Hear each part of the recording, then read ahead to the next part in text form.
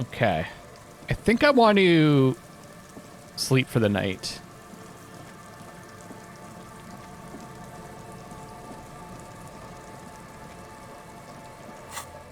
Actually, I could just fast travel. And that way we'll have Kim back for tomorrow. It's getting cold, this late in the night. Time to call it a day.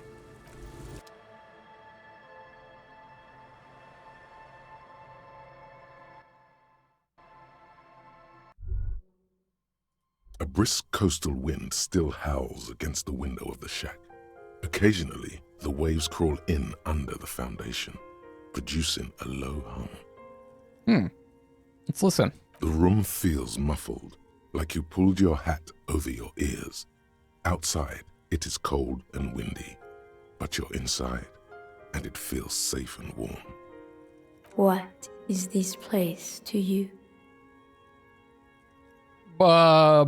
So we got a few options here. My new hangout, where I could silently sit, drink, and die while looking at the waves roll in. My forward base for the coastal part of the operation. It's free, that's good enough. I could live here. Possible resting spot for my fugitive is what it is. Okay. Looks like this is my new home. Wonder where the old one went. I like this last one. Looks like this is my new home. Westward, across the canal, towers the whirling in rags. Door number 1 on the second floor is locked. Behind it lies a trashed room. 1 floor below, behind a counter, stands an irritable man. I was thinking more like our other home before that. In a small shack in the fishing village, a baroque heater hums quietly, emanating a sense of comforting warmth. A wash basin lies on the table, the water inside reflecting the somber face of the world. The face of the world. Far away, on the corner of Perdition and the Main, a nondescript building, obscured in a haze. It's vacant and lost, just like its tenant. Isn't Perdition also like an afterlife? Feels like a cozy hideout. Thank you, Strange Sensation, for a fair assessment of the current situation. Outside, the howl of the wind has picked up. The waves crash against the stilts again. It's as if you think the thought, but in someone else's voice. Revachol forever. Bizarre. Wasn't I gonna shave or something? Is that still an option? On the table, you see a bowl of water, a Hand-eye rough soap, coordination. and next to it, a small hand. All right, it's been another full day. Time to rest. The bed is comforting, if a bit run down. Still, you've earned a rest. And Kim will be there tomorrow. The bed underneath you is soft, if lumpy. Waves wash the sand underneath the hut, then grow distant to your ear. In the quiet hum of the organic heater, you fall asleep. Like a deftly cast fishing net, sleep pulls you out of the world and into its dark shore. The rough mesh chafes, tightening around you, it digs into your brain. Dark Shore my ass. I know what this is. How have things been going for you out there? Helped anyone lately? Saved anyone lately? Murdered anyone lately? I feel like we've helped some people out. Saved anyone? Not really. Murdered anyone? Nah. This bastard isn't even listening to you. Because you know you are a murderer. A disco music listening psycho killer who offs poor people and then forgets about it. I don't care. That doesn't scare me. Nah. Okay, so I'm a murderer and that's bad. Hear that? He doesn't even flinch. Iceman doesn't care about killing people. That's nothing to him. Blackwater, under the bridge. The thing he's really scared of is much, much worse than that. What is it? Don't tell him, sister. It's too bad. Why are you doing this? I just want to sleep. I can almost see the dark. We're trying to help you. All these processes, these tortures, voices and tremors are all just distractions, flares and countermeasures to keep you from the last dream. The worst of them all. The last dream? The last dream will be total annihilation. Cinders peeling off the fuselage. We won't be there to help you anymore, Harry. We will be dormant. You will be naked and alone. Her face forms in summertime. In hell, an ancient sadness, brother. 10,000 years later, in front of the video rental, there is a warm breath on your face again. Everything is okay again. Everything is so okay. I can't wait. I can't wait. Your eyelids flutter open for a moment. When you close them again, you sense the light of the room around you. You're back. In 2 seconds, the alarm will ring.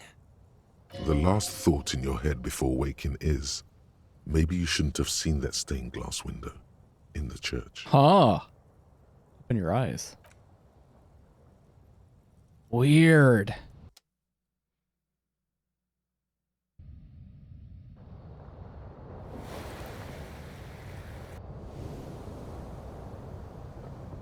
Stained glass window in the church.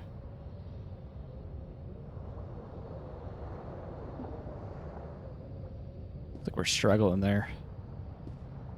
We did have a pretty rough night. We partied pretty hard.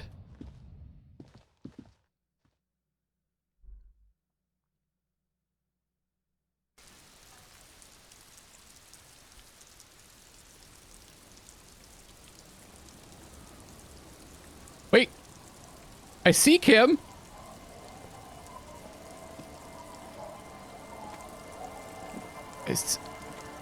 I see Kim there. I see Kim. Is he back? Maybe we go back to the waterfront? Yeah, let's just go. Let's go right back. Hey! In the morning light, the white on blue police livery on the motor carriage cannot but catch your eye. Wait, why am I even thinking about this? Wasn't I supposed to... Do something important? Something murder-related? There's always something important. Doesn't mean you can't take a moment to admire this piece of machinery. Oh my god, it's been so long since Kim's been with us. It feels weird. I got used to it. This is a Caprice Kanema, the Caprice Motor Corps follow-up to their highly successful workhorse, Caprice 40, and the answer to the Lum's racing breed, Oh, the Loom series. With its air-cooled, rear-mounted 12-cylinder compression ignition engine, driving the rear wheels through a 4-speed manual gearbox, the Kanema is able to reach 100 kilometers per hour in 13.5 seconds and go on to a top speed of 180 kilometers an hour. Won't it roll over in the first sharp corner? The high center of balance is offset by a large battery bank mounted at the bottom of the cabin, feeding all the auxiliary systems and making the Kanema effectively a mobile power plant. This tech talk is really rubbing me the right way. Let's turn our attention to the motor carriage itself. Even at a standstill, the unibody Caprice Kanema looks sleek and dynamic. The cabin is tilted frontward to give it a more aggressive, hunched look. I don't think it looks sleek at all. Maybe dynamic. Someone has waxed it recently. That machine really puts the loco back in locomotion. Very cool. Mm-hmm. You want to take a closer look? What's it packing there? Point to the engine. 130. I reckon that's a 7-liter V12 there. What's that's what? 7-liter V12? 7.2. Supercharged. Tennant is trying to suppress a smug smile, unsuccessfully. Saying these words brings him immense joy. Fine machine. We run our hand over the smooth metal surface. Yes. An extraordinary machine. There's gentleness in the lieutenant's voice as his eyes run over the vehicle's contours. It's nice and all, but why so modest? Put some zing into it. Flare it up. Slam it down. It's a bit girly right now. Fit it with some proper off-road components. You need to slam it, Kim. Make it more imposing. Sorry, I'm not following you. Lingo it up. Drop the ride 200 mil. Get the camber to frosty minuses. No. That's porno tuning. It's what? Porno. That's short for pornography. The sole purpose of pornography is to stimulate one's visual sense to evoke sexual arousal. The same is true with the modifications you're proposing. So what's wrong with pornography? That's a negative on the porno. Thank you, though. I like that this is the first conversation we're having. No one in the history of convictions has been more sure of anything. All right, let's move. Good to see you, buddy. Yes? Oh, yeah. Tell me about the case again. What do you want to know? What did your preliminary information say about it before you came here? You mean like a brief? Do you want me to brief you? Brief, yes, that sounds good. 3 days ago, the RCM emergency desk received a report about a security guard who was found hanged in Martinez. An anonymous caller said there was a dead body behind the Whirling in Rags hostel cafeteria. The cadaver had been there for 4 days. No one had come to investigate. This is so me. This is like the first thing you do in the game. During that time, Normally. the victim had been stripped of his belongings.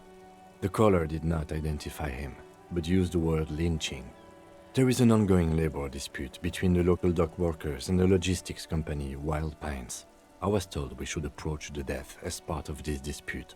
Why didn't we know anything about the caller? They, classier as we've come to suspect, didn't identify themselves in any way. The tone was muffled using a device of some sort. The desk could identify neither the caller's age nor sex. So presumably this dialogue is updated as you find information? Why hide themselves? There's a strong prejudice against involving the RCM in what's seen as union matters. The dock workers' union is the de facto police in Martinez. Now it appears they've started executing too. We cannot allow that. Let me just make this perfectly clear. Our job here is to find the killer. That's right. All right, that's all I need for now. Good. Let me get this straight. We're trying to find the killer? So that's one task down. This is going to be a hell of a day. Find working class. Let's just work our way up.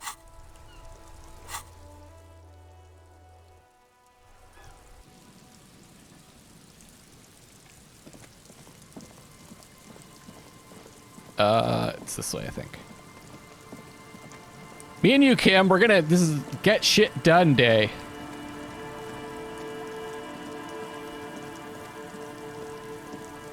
Oh, she's gone now. Wait, is there more money? Holy crap. I should just keep coming back here. Maybe every day there's more money added or something.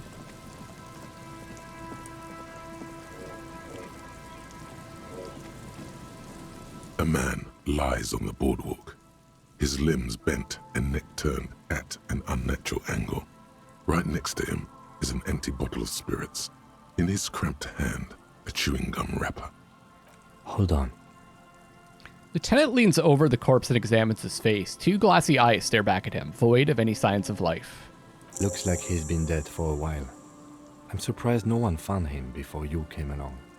He stands up and shivers as a gust of wind blows through his bomber jacket. Who is this man? Looks like one of the locals. He'd have to know this spot to come here. You don't just walk over here. He looks south, the way you came. But that's just a lazy assumption. What do you think? A dead working-class man with a bottle in his hand? Don't deceive yourself. You know who this is. We know who this is. It's the working class woman's missing husband, dead on the boardwalk. The woman you met at the book stand? Why do you think it's her husband? He looks at the bundle of flesh and rags lying on the ground. Because it's the most working-class death you've ever seen. This is the most working class way to go. Completely alienated and forgotten. A leather jacket, point at the man's clothes. It matches her description perfectly. Bottles all around him, point at the tear. She said he was drinking somewhere in Martinez. The library card, he was supposed to return a book. I can't see a book.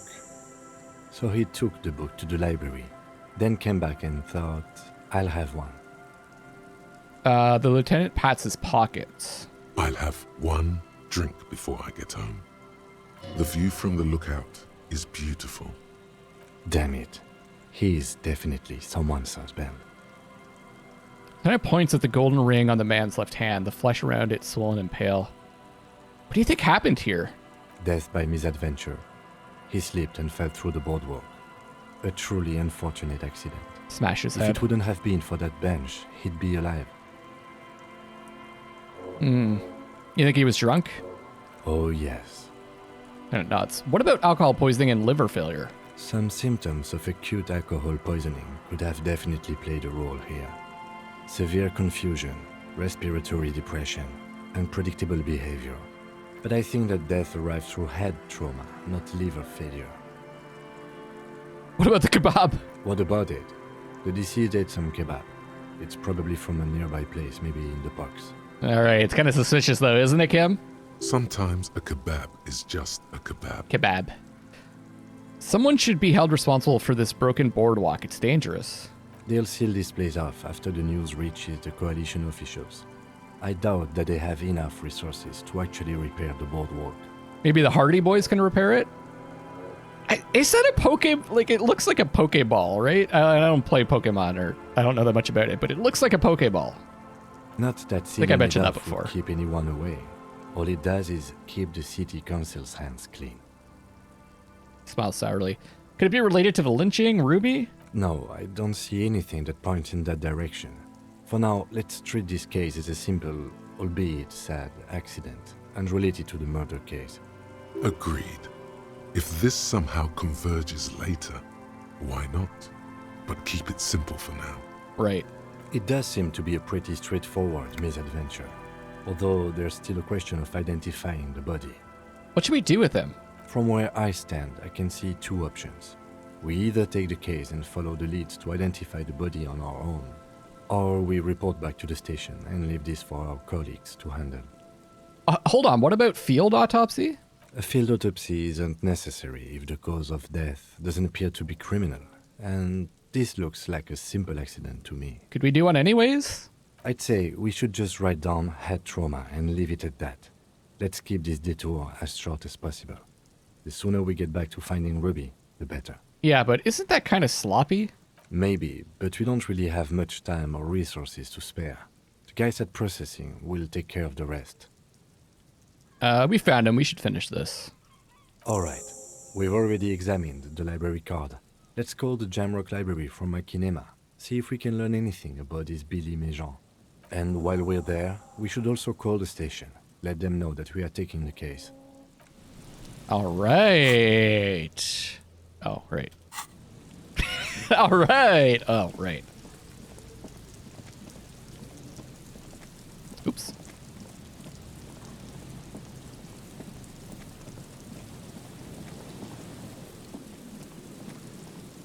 So at what point can I... Now I can travel. Okay.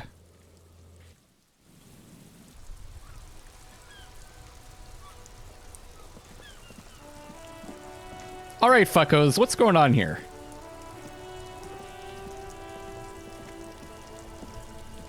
The palm tree livery should be, like, pastel green. Fucking tropic shit. Gazes dreamily at Lieutenant Kitsuragi's motor carriage. I can see it. Bright as day. Oh, if we were skulls right now. Who are you? I can tell you who we're not. Cop. We're not snitches, flow bears, or skulls. Flow bears. Which is not to say that the skulls are bitches and on the contrary. The part of this presentation you want to take home with you, cop man, is we're not part of the skulls. Yet. Okay then, let's indulge in some intellectual exchange. These young men seem eager to share their beliefs. I don't think this exchange is going to be very intellectual. These skull people are more than an authority. They're deities. Who are the skulls? You don't know? What kind of cop are you? It's not a question. Don't get into it. I'm glad you asked. The question was rhetorical. The skulls are the most vicious gang of the Besmertne. Replies raising his open hand. Besmetine, or the Besmeti, the Immortals, are West River Sholian crime syndicates. The nastiest bunch of psychos ever. Jacking carriages and getting into high-speed chases. Possessing an infinite amount of fuck-all swagger, infamous for their nonverbal modus operandi. So Cindy is one of the skulls. Nonverbal. If a skull spots you, he will pull out his dagger and stab you without saying a word. Oh. The lieutenant's voice is as calm as usual, a testament to the violence and death he's witnessed through the sight of his firearm. They usually occupy the burnt-out quarter in Jamrock, or you can find them loitering around the brightly painted bottom-lighted vehicles. I can't wait to become a skull. Bottom lights are wretched aggressive. No, they really aren't. It's porno tuning. Say no to the porno. Do you know anything about the murder that took place here? Murder? A man was hanged in the backyard of the Whirling in Rags. Yeah, sure. We'll gladly tell you everything we know about it. It was a man. Wait, I just noticed that they have their names on the back of their jackets? Also, he was hanged. Don't fuck around. I am the law. He was hanged from a tree. Yeah, I mean, duh. These punks don't know anything. Let's just move along. Hey, stop right there. How does one know anything? Ah, this sounds like epistemology, a field so occupied by thought that it begins to question thought itself. However, there is no way these young men could possibly be aware of her work. I know that you don't know shit. Exactly. How can one know shit? For example, how can one be sure that there truly is a body hanging behind a hostel? What if it's art? Or just a mere specter? Well, there isn't one hanging behind the hostel because we removed it. Maybe it's true. The hanged man is merely a prop in a performance. We are the audience, and the artist is hiding somewhere in the dark. Believe me, I know specters. Rub your temple. The lieutenant raises an eyebrow, but does not comment. Do you guys know Cindy the Skull? Oh yeah, Cindy's a right proper skull. The young man's eyes glaze over, his voice filled with longing. Yeah, a true artist of the future.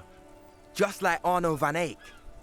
That name rings out. The other guy lights up too.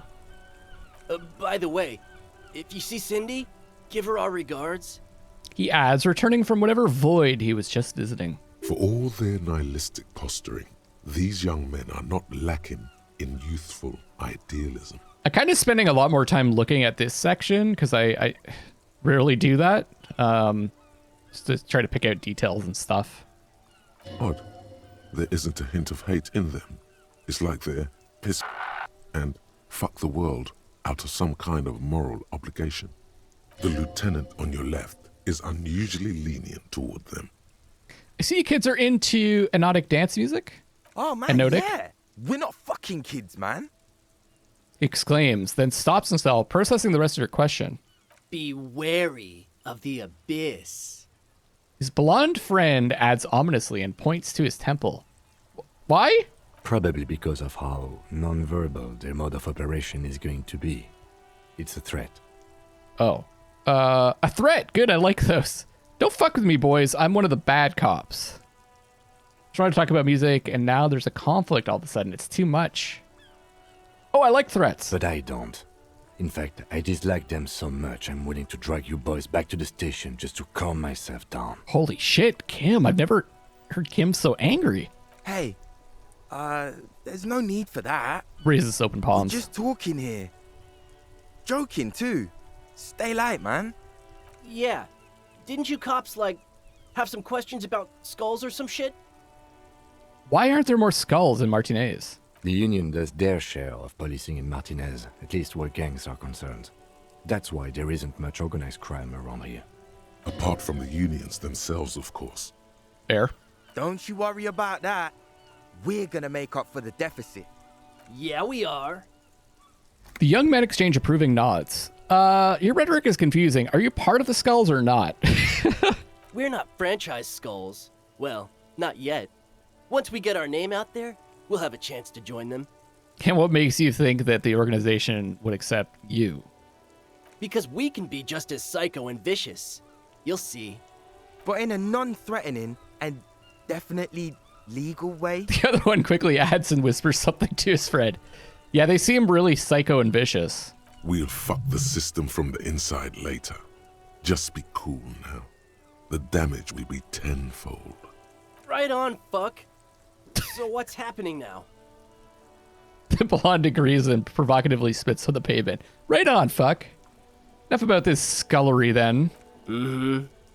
It's the jackets. What about them?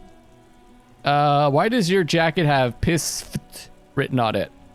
Well, first off, it's a statement and not necessarily something that characterizes me as a person, even though the statement has character. And I do like piss. Like, you like it how? The word piss epitomizes the struggle taking place in the world. Things being defined as they seem, not as they are.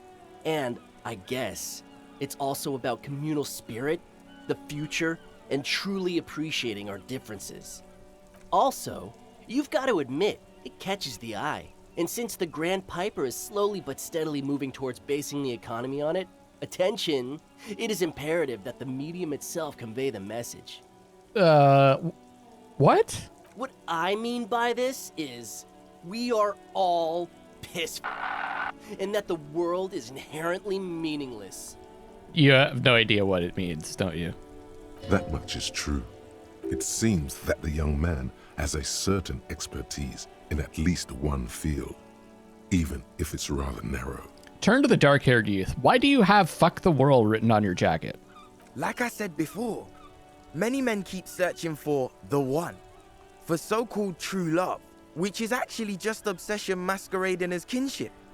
The thrill of the chase, the hollowness that fills your chest cavity after catching it. To catch a fish, you'll need to hurl the lure many times, and even then it isn't certain that you'll get anything. If you blow up the lake, though, Blow it up?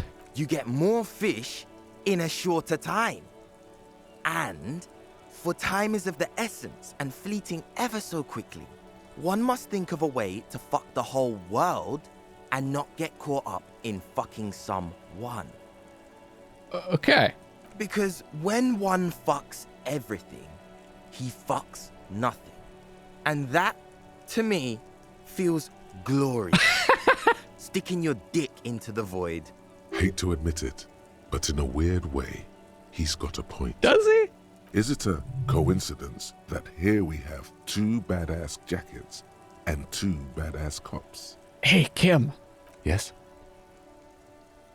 What do you think about their jackets? Leather jackets adorned with immature writing? The ideology they convey helps the boys justify poor choices in life and fashion. I'm not a fan. Why are you always so patronizing when cool possibilities cross your path? Sure, the jackets are scaring you. That's cool. What are you implying? We should get these jackets. For what? What do people do with jackets? They wear them. The concept of getting dressed is familiar to me, but wearing jackets like these isn't appropriate for an RCM officer, unless he's deep undercover. Have you seen what I've been wearing, Kim? What the fuck are you talking about? But in theory, Kim, if we were to confiscate these jackets, which one would you wear? Neither. Come on, Kim. It's just a mental exercise. Fine, if only to end this discussion. Theoretically, if I were a juvenile delinquent, if I were to already be down that path, I think peace is the stronger of the two statements.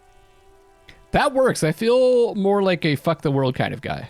Seems about right, especially considering your heroic exit attempts. That's an origin story for a dynamic duo right there. So are we done here? Or you don't need us around for your secret whisper party, do you? Okay, so Half-Light.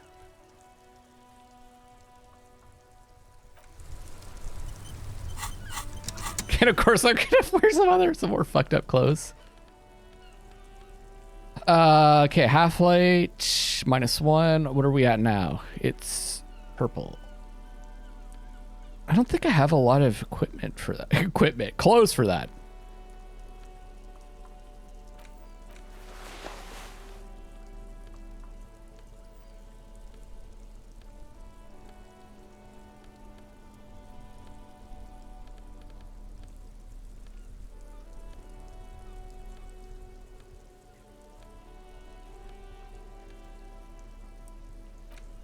Oh, maybe I do. I rarely have this this check.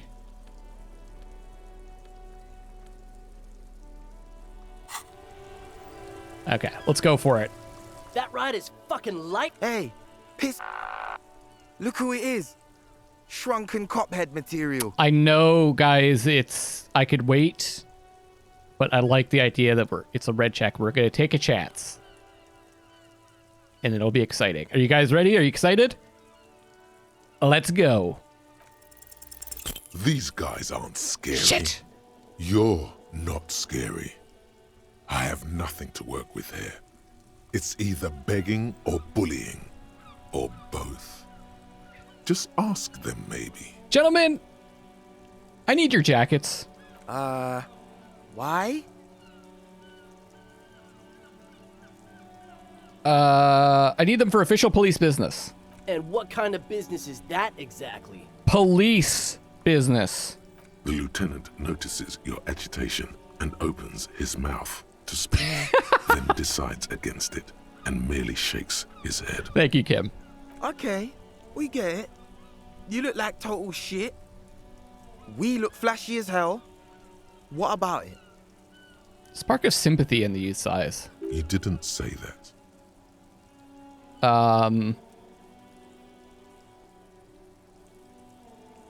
Because you can turn these around if we pick the right thing.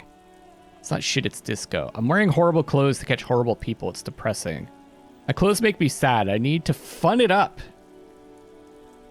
Leather would be such a cool look on me. Let's try the fun it up. The lieutenant looks down at his bomber jacket and shrugs, obviously content with his uniform. Please? Fine. Fuck it. Here. Take it then. I can't handle this sad shit. The young man takes his jacket off. It's true. He simply can't. It's called empathy. Wow. I did not see that coming.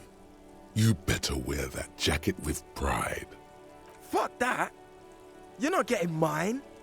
My dad's a lawyer in La Delta. He'll have your badge. Okay. No, he won't. The lieutenant is lightly amused by the situation. Wait, world fucker, you got a rich dad. That is not a sentence I figured I'd be saying out loud in my lifetime. Turn to Kim. I know you said you're more of a piss foot kind of guy, but we only have one jacket and I want it. I gotta say that. No. He's like a volunteer lawyer. A total bitch. Cites law and does dishes. Looks startled. You know what, cop? Fuck you. That's not what this is about. You're not getting my jacket. Fuck him. We don't need his rich dad jacket anyway. You know what, Kim? Fuck it. You don't need the other one. You said you're more of a piss kind of guy, so I got the jacket for you. I'm not wearing that jacket.